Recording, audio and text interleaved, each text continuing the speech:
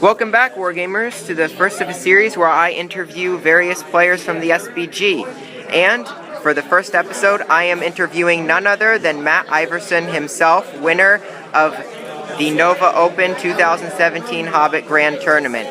So here he is now. Hi there. So Matt, I'm curious on how you and your son Evan got started playing Hobbit SBG and even just wargaming in general if you started with another system. Well, I started wargaming. I've been wargaming for probably 35 years now. I started when I was probably about 10 years old when a friend of mine started me in historical wargaming. I did historical wargaming for most of my life until my son Evan was about 10 years old, and he was a big fan of Lord of the Rings. Didn't have much interest in historical wargaming, but when I introduced him to the Lord of the Rings system, he really loved it, and we've been doing it together as father and son ever since. That is really cool, and that is quite a long time of experience. So my other question for you is how you won Nova, and how you played, particularly how you played without any magic and with a siege weapon, which usually aren't considered as competitive. So how did you manage to win Nova through that? I mean, the key to the list is the ballista itself, which has a lot of good rules that go with it. And if you have a pure list, you do get the army benefit advantage, which helps you in scenarios with random deployment. And the combination of the ballista and the crossbows and Dane really gives you an ability to kind of force the opponent to come to you, and really gives you the ability to whittle down your opponent as he's charging toward you, and then allow you to hit him once he gets there with some really good high quality troops.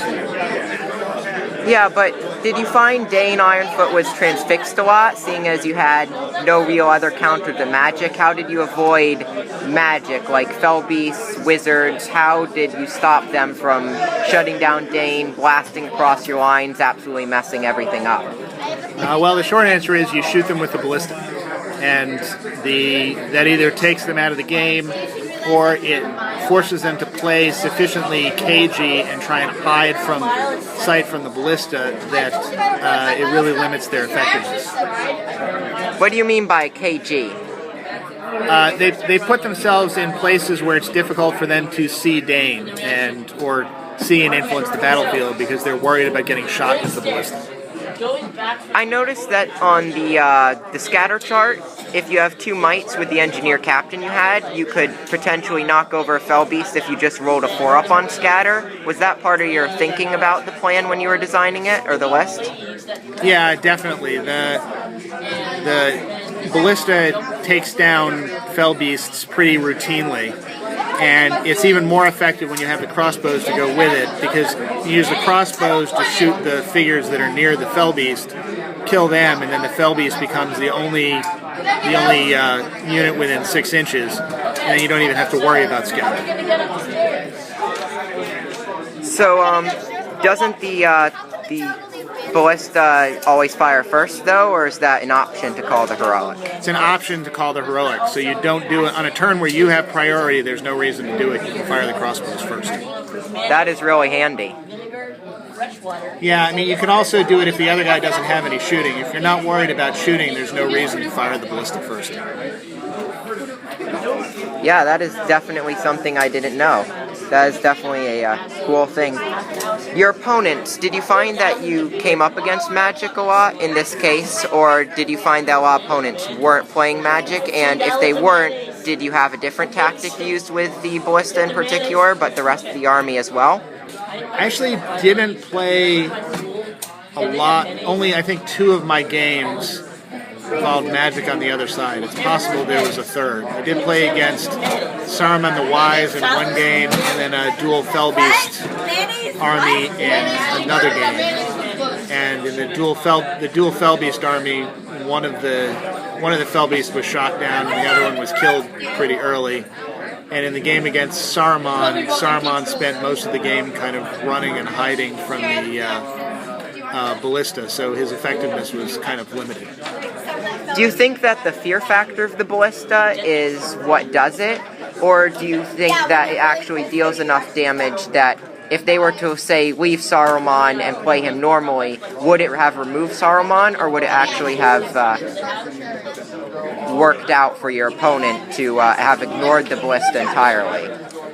I think it probably would have. The ballista does enough damage, and especially with the siege captain, can be pretty reliable getting on target. That it can. You really do have to be concerned about it if you have a magic guy on the other side. Okay, that is definitely very good. But I think I've been talking about the ballista a lot and its relation to magic. How did the other army play out, and how did you use the other parts of the army? It's really the other parts of the army that do most of the damage. The ballista basically functions as your equivalent of magic and takes out the high priority targets.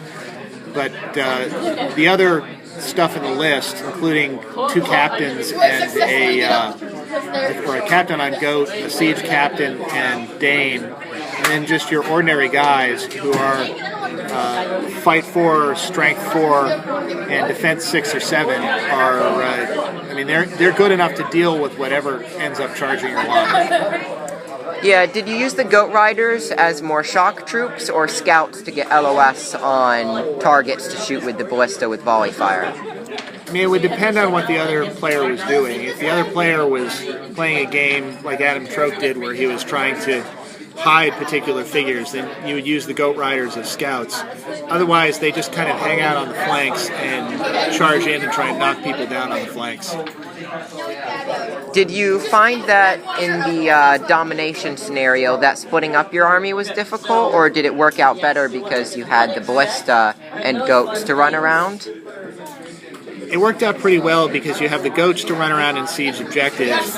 You have the ballista to kill units off the enemy's objectives. You also have crossbows to shoot troops off the enemy's objectives.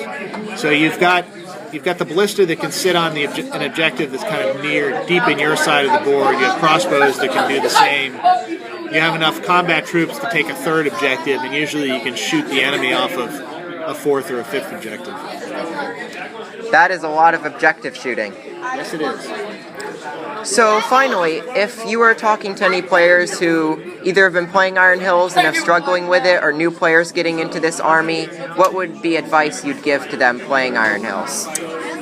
Definitely try out the ballista first and see how that works with the rest of your core troops. And the second piece of advice is always take Dane. The army is kind of built around Dane.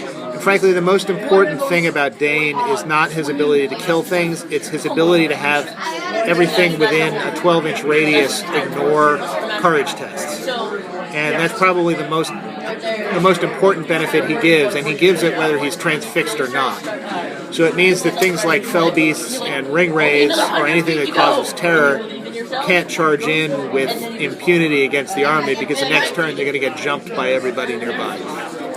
I noticed you put your engineer captain as the general. Would you advise people to often put their engineer captain as the general instead of Dane, and what would be the trade-offs on either side? Well, it depends what the scenario conditions give you. If the scenario conditions require you to kill things with your leader, you obviously don't want your siege captain to be your general. If you get points for keeping your leader from taking wounds, then the siege captain's the one you want, because then you can fling Dane in without worrying about any wounds that he takes, and the siege captain's pretty generally going to stay safe somewhere near the back of the board. So we've been talking a lot about the Iron Hills army in particular, but what about just armies in general and winning tournaments? Do you have any advice for people who would like to work on winning tournaments but struggle with that, or are working towards it but aren't quite there? Would you have any advice for people trying to win these tournaments in general, or place well at least? Sure. Pick one army that you like to play, and then play it a lot. And it doesn't have to have any particular component, as long as it has two or three different ways it could conceivably win. and then get experience playing that army against all sorts of different opponents, so that you come up with what your strategy is going to be for each particular scenario and each opponent. But there's no one secret army that's going to win all the time. It's better to pick one army and get good playing with it. So on the tournament day, after you've picked your army, is there anything else that players should know? I guess I don't understand the question. Meaning, like, is there anything that any army you're playing, strategies such as ways you handle situations and your opponents, and just general advice that isn't army specific? Yes, get very familiar with the scenario rules. Go into each game figuring out how you're going to win with the scenario conditions. Okay. Thank you for that I can have you, Matt.